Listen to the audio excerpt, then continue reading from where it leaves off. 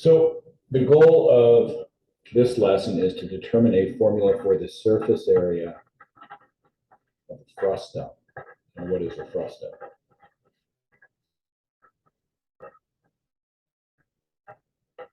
Let's define that concept. We have a cone, which looks like this. A right circular cone is what we're talking about. The frustum is the lower piece. So if you would imagine this cone, so the top part isn't there anymore. It's coming around like this. So the top part of the cone is no longer there. We just have this portion. And that's our goal. So in essence, if we decompose a cone into a frustum, the lower part, and a small cone on top, that's what we're working with. Again, that's our goal, is to find the surface area, but we need to build up some other concepts. So let's remind ourselves about circles and sectors first. If I have a circle, radius r, we know the area of the circle is pi r squared, and we know the circumference of the circle is 2 pi r. Now what we want to look at is we want to look at a sector of the circle. So what is a sector of the circle, and what do we mean by that? A fraction of that circle is going to have some central angle L. Excuse me, some central angle theta with a radius r. I don't know, what is the area of this sector? So what's the area of a sector? Well, theta is some fraction of the entire circle. So theta divided by 2 pi is the fraction of the circle. If theta is the entire 2 pi, then the sector would be equal to the entire circle. So that fraction of the circle times the area of the circle, which is pi r squared. So the area of the sector is 1/2 r squared theta. And how about the circumference of the sector? So we'll call this little thing S for arc length. So what is the S? What is the arc length of that sector? Well, again, it is a fraction of the entire circle. The entire circle circumference is 2 pi r. So theta divided by 2 pi tells me the fraction of the circle I'm dealing with. And then what will S be? S is a fraction of that 2 pi r. That fraction times 2 pi r, that's a capital R is what I'm using here. And the result is capital R theta. So we've generated formulas for area of a sector and for arc length of a sector. The area of a sector is 1/2 r squared theta. The arc length of the sector is r theta. Or again, r is the radius of that sector and theta is the angle of interest. And again, our goal is to determine the surface area of a frustum. We're going to have to look at a cone first. So what is the lateral surface area of the cone? That's what our next goal is going to be. Lateral surface area of a cone.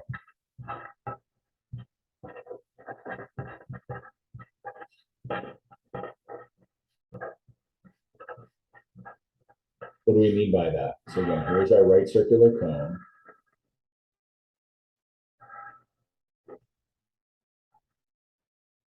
How much paper is used to make the cone, but it's not including the bottom part. So this is just a lateral surface area. So the base is not included as lateral surface area. So we're just looking at the top portion, if you will, of that cone. Now let's label some things that we think are important. The radius of the cone is here. The height of the cone is here, and the lateral surface area of the cone is here. And, you know, just for kicks, we can recognize that we know from Pythagoras. What do we know from Pythagoras? H squared plus r squared equals L squared, since this is a right circular cone. But what are we going to do? First, I want to examine the base of this cone. The base of this cone is a circle. And the circumference of that circle, the circumference is what? Is 2 pi r. So that's going to be important for us to consider. Now, what we're going to do is we're going to take this cone and we're going to get a scissors and slice it along one of these edges, okay? So maybe we're going to take our scissors and slice it here along the right side and then spread the whole thing out. So again, the circumference on the bottom, the circumference is 2 pi r. We're going to slice it and then open the whole thing out. What is that going to look like when we do that?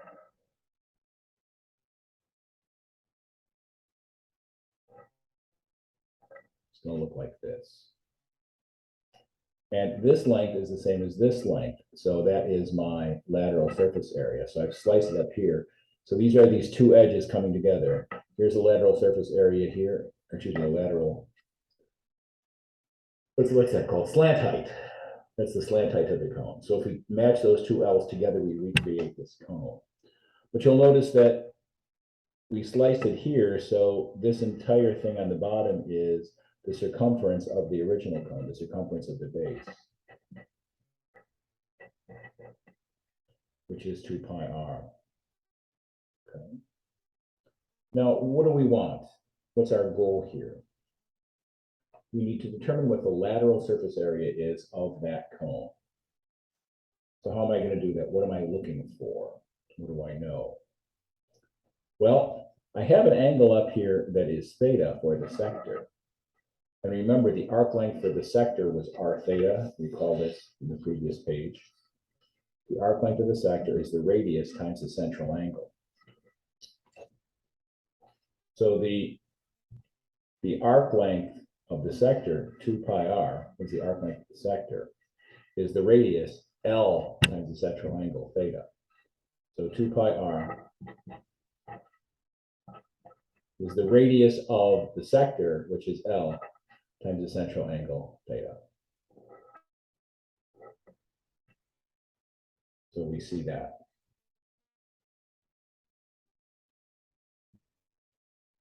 So this again used the arc length of the sector, arc length 2 pi r, radius times central angle. What about the area of the sector? What do we recall from that from the previous page?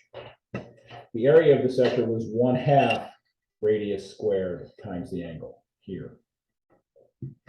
And the area of this sector is the same thing as the lateral surface area of the cone.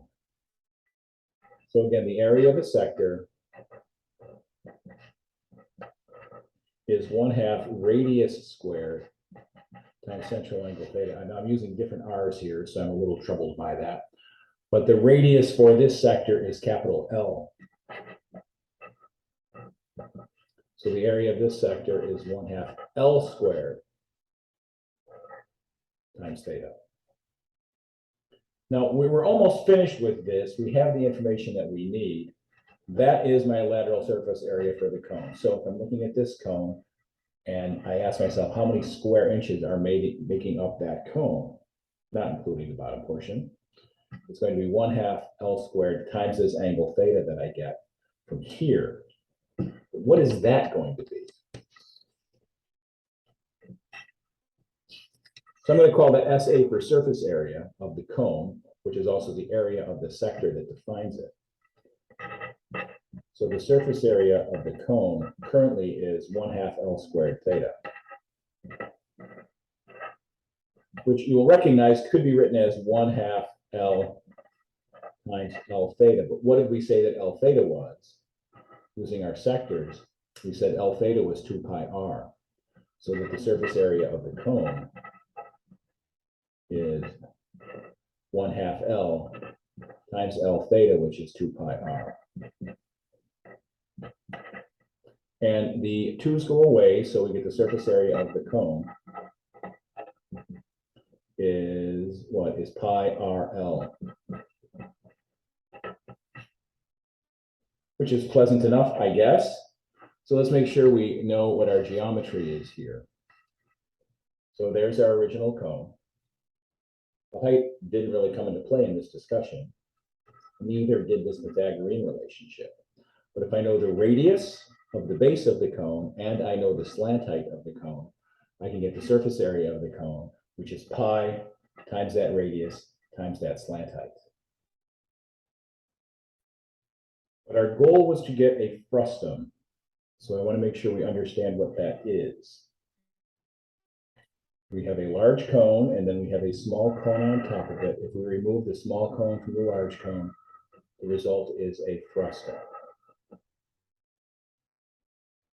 Here's our large cone.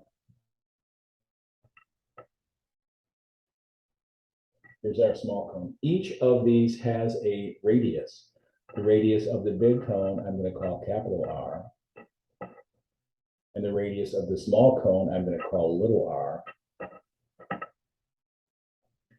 The slant height of the frustum part I'm going to call capital L. So this is just going from here to here.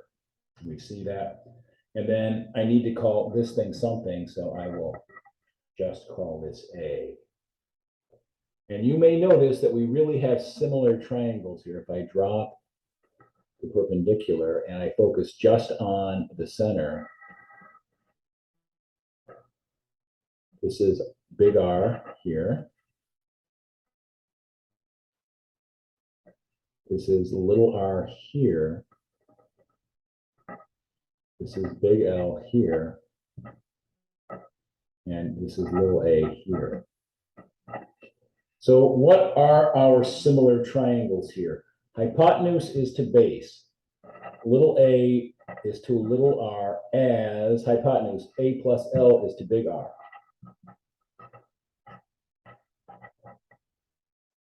So again, we're using similar triangles to get that relationship.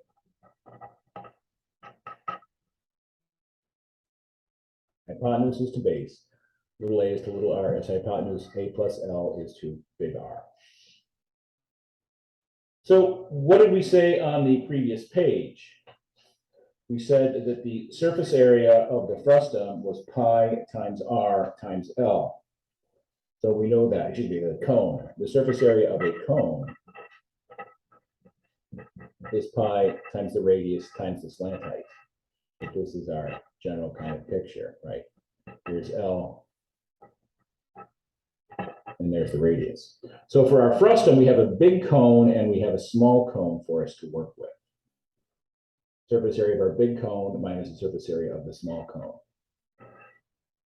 So what is the surface area of the big cone?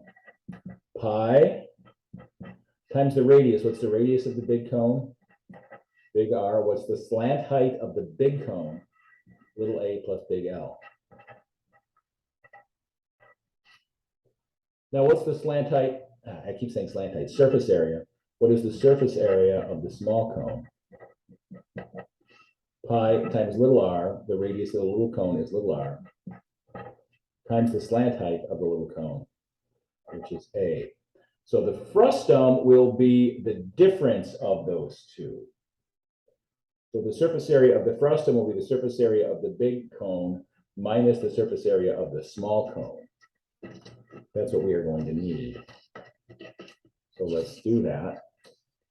Surface area of the frustum. The piece that's here, the lower piece. Surface area of the frustum is the surface area of the big cone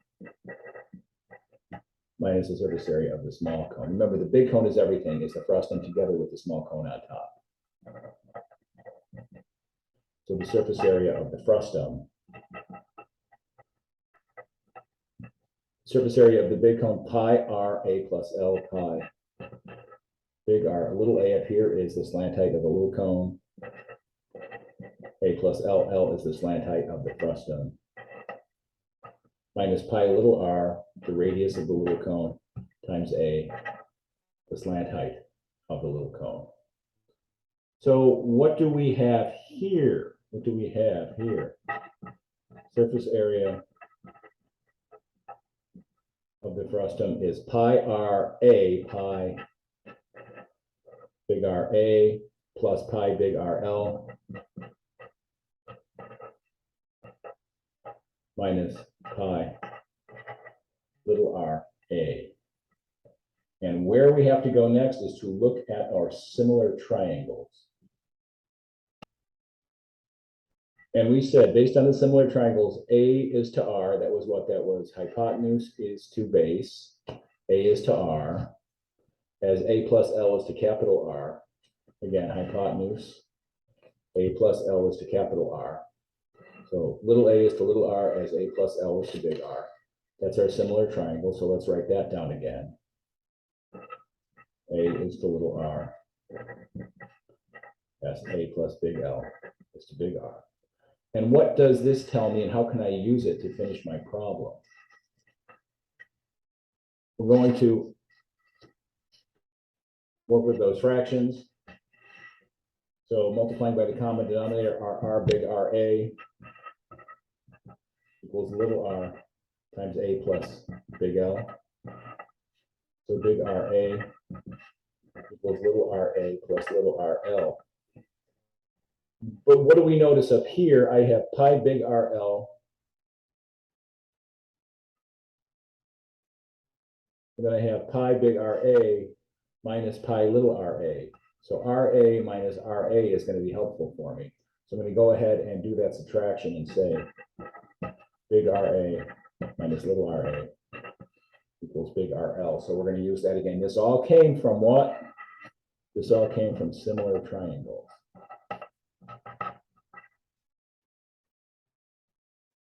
So where are we at with our Frustum? So let's rewrite this a little bit. I'm going to just switch the order. So I have RA and RA together. So I'm going to write the pi big RL first. Surface area of the Frustum, we're writing pi big RL first. And I'm going to write pi big RA minus pi little RA.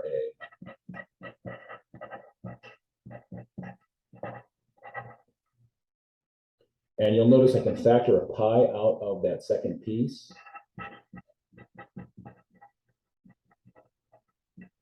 We get pi big RL plus pi times what? Big RA minus little RA, which is just the same thing as little RL.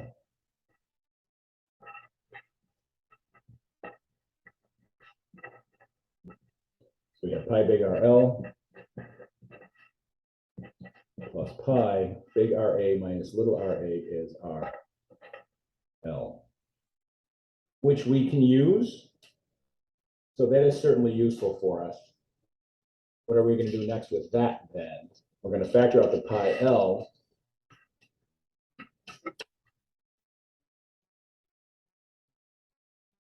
The surface area of the Frustum is pi big L times what? Times R plus R. And that is our formula. So if I have a Frustum like this, here is L. My bottom circle has a radius big R. My top circle has a radius little r. The surface area will be pi times L times big R plus little r. And there's one other way we can conceive of this. If we say R tilde is the average of the r's. Okay. So R plus R divided by 2, that's the average of the r's. I can think of it this way, and I can say R plus R is twice the average of the r's. So if that's the case, then I would say the surface area is pi times L times 2 times the average of the r's. Or again, the surface area of a Frustum is 2 pi, the average of the two radiuses, 2 radii, times L. And that will be important for us as we move forward.